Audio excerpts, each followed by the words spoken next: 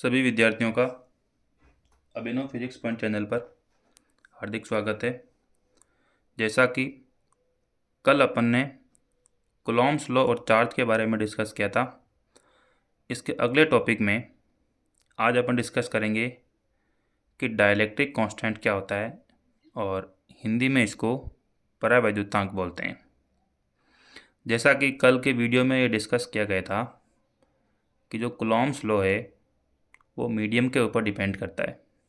Means medium change होने पर जो फोर्स की वैल्यू है वो चेंज हो जाती है, और जो फोर्स की वैल्यू सबसे ज़्यादा मैक्सिमम होती है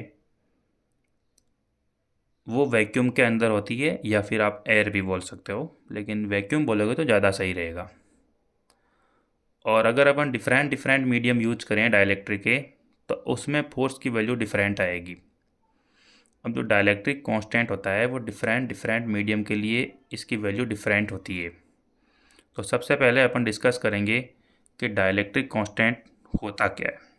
तो मैं हिंदी मीडियम और इंग्लिश मीडियम दोनों मीडियम के बच्चों को ध्यान में रखते हुए, हालांकि पूरा मैटर इंग्लिश में ही लिखा हुआ है, लेकिन मैं धीरे धीरे हिंदी में भी इसको बोलता जाऊंगा ताकि हिंदी मीडियम के बच्चों को भी प्रॉब्लम नहीं हो। तो डाइलेक्ट्रिक कांस्टेंट को हिंदी में परावैद्युतांक बोलते हैं।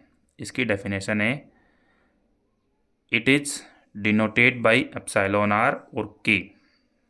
बुक में देखोगे तो कुछ बुक में आपको एप्सिलॉन आर से इसको डिनोट किया गया है, और कभी कभी इसको जब ये एग्ज़ाम में क्वेश्चन पूछा जाता है, जैसे नीट जैसे एग्ज़ाम है, तो कभी कभी इसको के से भी डिनोट कर दिया जाता है। तो आप दोनों सिंबल ध्यान में रखें, एप्सिलॉन आर और K. It is defined as the ratio of force between two charges in vacuum.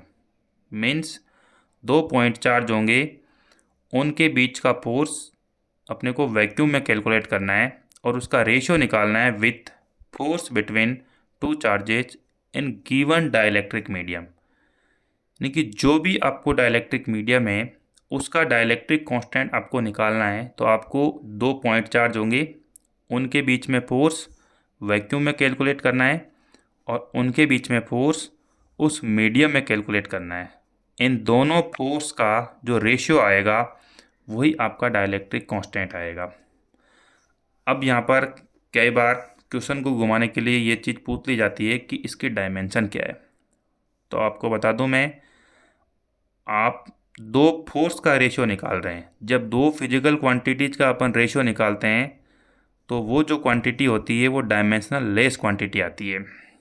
Force, नीचे भी फोर्स ऊपर भी फोर्स, दोनों सेम फिजिकल क्वांटिटी हैं, इसलिए जो डाइलेक्ट्रिक कांस्टेंट आएगा ये एक सिर्फ नंबर होता है और ये एक डायमेंशन लेस क्वांटिटी होती है। इसकी न तो कोई यूनिट होती है न कोई डायमेंशन होती है। तो देखिए यहाँ पर दो चार्ज दिखाए हुए हैं, जैसे ये यहाँ पर दोनों चार्ज वैक्यूम के अंदर हैं। इसमें यहाँ पर फोर्स निकाला तो इसकी वैल्यू आ गई कूलॉम्स लॉ के according 1/4πε0 Q1 Q2 divided by r square. यहाँ पर सिर्फ मैग्नीट्यूड लिया गया है, डायरेक्शन अभी मेंशन नहीं है। और जब इन दोनों फोर्स को चार्ज को अपन किसी एक मीडियम में रखते हैं तो यहाँ पर एप्सिलॉन नॉट की जगह अपन एप्सिलॉन यूज करते हैं।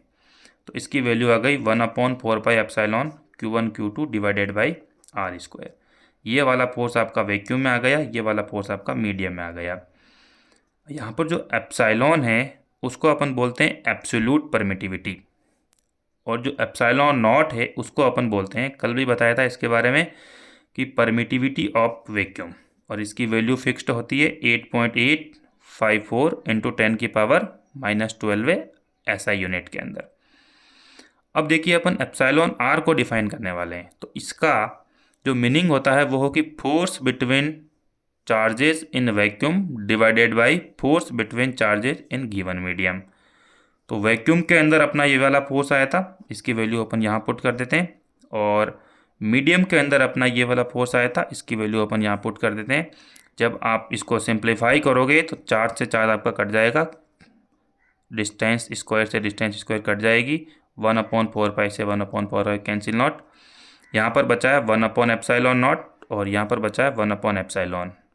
तो इसको सिंप्लीफाई करेंगे तो ε/ε0 आएगा। तो यहाँ से इसको अपन क्रॉस मल्टीप्लाई करेंगे तो एप्सिलॉन इज इक्वल टू आ रहा है epsilon naught into epsilon R. यह बहुत ही इंपॉर्टेंट रिजल्ट है। अब यहाँ पर क्वेश्चन अराइज होता है कि अपन एप्सिलॉन को क्या बोलते हैं, एप्सिलॉन नॉट को क्या बोलते हैं, एप्सिलॉन आर को क्या बोलते हैं। इन दोनों के बारे में डिस्कस हो चुका है एप्सिलॉन और एप्सिलॉन नॉट के बीच में। अब एक एप्सिलॉन आर आया है जिसको अपन डाइलेक्ट्रिक कांस्टेंट भी बोलते हैं। ये दो फोर्स का रेशियो है, मीन्स इसको अपन रिलेटिव परमिटिविटी बोलते हैं, रिलेटिव परमिटिविटी। और ये एक नंबर है, इसकी वैल्यू डिफरेंट डिफरेंट मीडियम के लिए डिफरेंट होती है। तो चाहो तो आप कुछ जो स्टैंडर्ड रिजल्ट हैं उनको आप मेमोराइज रख सकते हो। जैसे एयर के लिए अगर मैं बात करूं तो इसकी वैल्यू 1.006, जनरली इसको अपन 1 भी ले सकते हैं। और डिस्टिल्ड वाटर के लिए इसकी वैल्यू 80 होती है। ग्लास के लिए, कांच के लिए इसकी वैल्यू 3 से 4 के बीच में वेरी करती है। और अगर कोई भी मेटल हो, धातु हो, उसके लिए एप्सिलॉन आर की वैल्यू इन्फिनिटी होती है, अनंत होती है। अब देखिए बच्चों, एक क्वेश्चन है जो कूलॉम्स लॉ के ऊपर डिपेंड है। तो अपन एक क्वेश्चन डिस्कस करना चाहेंगे क्योंकि अपना उद्देश्य है साथ साथ में कम्पिटिटिव एग्जाम की भी तैयारी करना। तो ये क्वेश्चन है, अपन इसको डिस्कस करेंगे। क्वेश्चन है कि in H atom distance between electron and proton is 0.53 into 10 की power -10 metre. Calculate electric force between them, यानी कि आपको इलेक्ट्रॉन और प्रोटॉन के बीच का फोर्स निकालना है और इनके बीच की आपको डिस्टेंस गिवन है 0.53 इंटू 10 की पावर -10 मीटर। ये फिक्स्ड डिस्टेंस होती है जब आप एच एटम के बारे में डिस्कस करते हैं। तो ये आपका एटम बनाया हुआ है, एटम के सेंटर में ये न्यूक्लियस है जहाँ पर प्रोटॉन और न्यूट्रॉन दोनों प्रेजेंट रहते हैं। प्रोटॉन के ऊपर पॉजिटिव चार्ज, न्यूट्रॉन न्यूट्रल रहता है। और ये इलेक्ट्रॉन है, वो प्रोटॉन इस न्यूक्लियस के चारों ओर चक्कर लगाता है, रिवॉल्व्स अराउंड द न्यूक्लियस। इन दोनों के बीच की डिस्टेंस ये गिवन है आर, इसकी वैल्यू 0.53 इंटू 10 की पावर -10 मीटर और ये एच एटम है।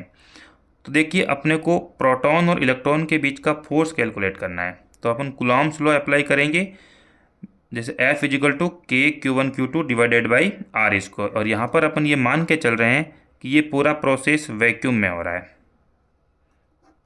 ठीक है। तो Q1 की वैल्यू आपको पता है कि चार्ज ऑफ इलेक्ट्रॉन या चार्ज ऑफ प्रोटॉन। Q1 की value charge of proton 1.6 into 10 की पावर -19 कूलम। और Q2 charge of electron, electron के ऊपर नेगेटिव चार्ज होता है तो इसकी वैल्यू -1.6 इंटू 10 की पावर -19 कूलम। आर अपने को गिवन है।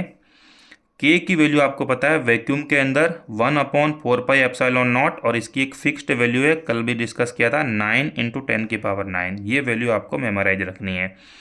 Newton into metre square divided by coulomb square. ये सारी वैल्यूज आप इस फॉर्मूले में पुट करोगे तो आपको आंसर मिल जाएगा -8.2 इंटू 10 की पावर -8 न्यूटन। अब देखिए यहाँ पर एक नेगेटिव साइन आ रहा है। ये चार्ज आपका पॉजिटिव है और ये इलेक्ट्रॉन के ऊपर चार्ज आपका नेगेटिव है, तो इनके बीच में अट्रैक्टिव फोर्स लगेगा। अगर यहाँ सेम कैटेगरी के चार्ज होते प्लस प्लस तो इनके बीच में रिपल्सिव फोर्स लगता, या फिर अगर दोनों नेगेटिव नेगेटिव चार्ज होते माइनस माइनस तो भी इनके बीच में यहाँ पर रिपल्सिव फोर्स लगता, क्योंकि सेम कैटेगरी के चार्ज में रिपल्सिव फोर्स लगता है और डिफरेंट कैटेगरी के चार्ज के बीच में अट्रैक्टिव फोर्स लगता है। तो इसका आंसर ये है। तो इस प्रकार से कई छोटे छोटे क्वेश्चन पूछे जाते हैं।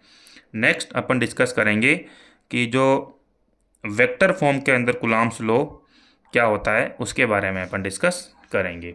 तो नेक्स्ट स्लाइड में अपन देखते हैं।